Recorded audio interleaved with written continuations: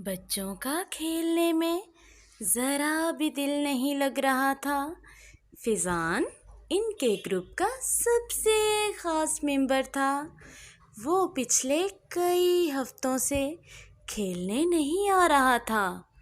आज भी वो नहीं आया तो बच्चे दुखी होकर घास पर बैठ गए।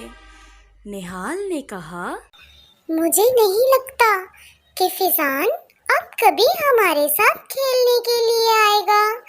करमू काका बता रहे थे कि इसके पापा का प्रमोशन हो गया है।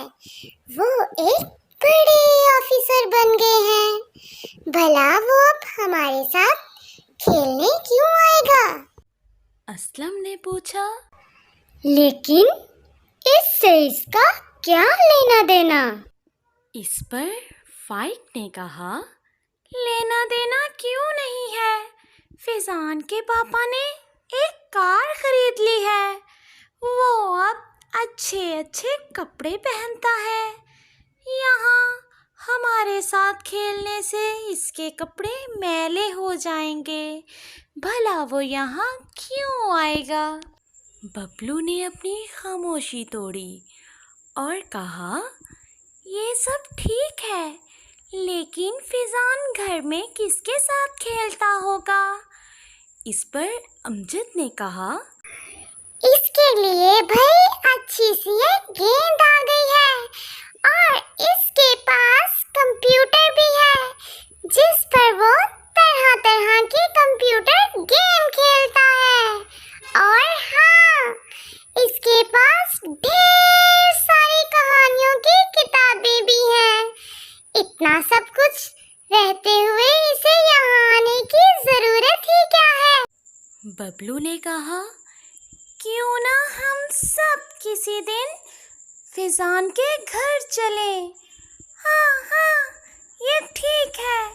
सबने बबलू की बात पर इत्तेफाक किया। दूसरे दिन मौका पाकर फिजान के घर वो सब जा पहुँचे। इस वक्त वो घर में अकेला ही था। करमू काका बाहर फूलों को पानी दे रहे थे।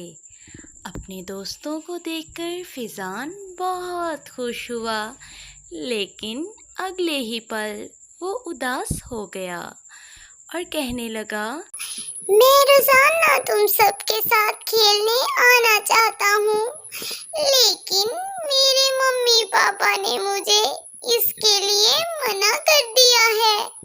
उन्हें पार्टियों में जाने से फुर्सत ही नहीं और मैं यहाँ अकेला पड़ा बोर होता रहता हूँ। प्लीज तुम सब मेरे लिए कुछ करो। ये कहते कहते फिजान की आंखें भर आईं और वो रोने लगा। फिजान की बात सुनकर बच्चों का शको शुबा दूर हो गया। वो सब सोचने लगे कि अब क्या करना चाहिए। निहाल के दिमाग में एक तरकीब सूझी। जब इसने अपनी राय जाहिर की तो सब खुश हो गए। फिर सब बच्चों ने मिलकर इस पर मशवरा किया और फिजान को खुदा हाफिज कहते हुए लौट गए। दूसरे दिन फिजान ने देखा कि इसके मम्मी पापा कहीं जाने के लिए तैयार हो रहे थे। इसने मम्मी से पूछा, मम्मी आप लोग कहाँ जा रहे हैं?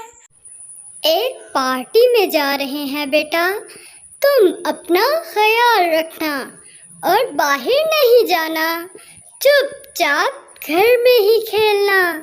और हाँ, करमू काका को तंग मत करना। फिजान ने पूछा, क्या पार्टी में जाना ज़रूरी है मम्मी? ये सुनकर इसके पापा ने जवाब दिया, हाँ बेटा, इसमें हमारे सारे दोस्त आ रहे हैं। हमें सबके साथ मिलना जुलना है, इसलिए हमारा जाना बहुत जरूरी है। फिजान ने कहा, पापा आप दोनों यहाँ घर में ही क्यों नहीं पार्टी कर लेते?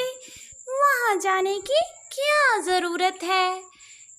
ये सुनकर इसके पापा को बड़ी हैरानी हुई।